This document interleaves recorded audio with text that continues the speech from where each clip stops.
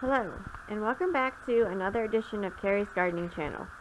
Today is March the 3rd, and I have some parsley seedlings here. I just want to show them to you here. And you can see they have their true leaves to them.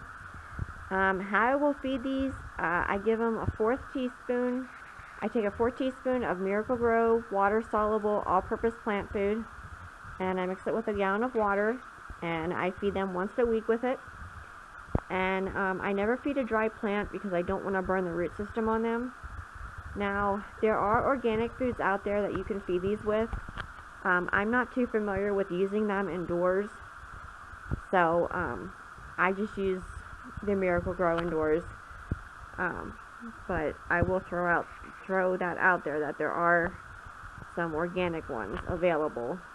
I'm not familiar with how to mix them for indoor use, so that's going to be your choice.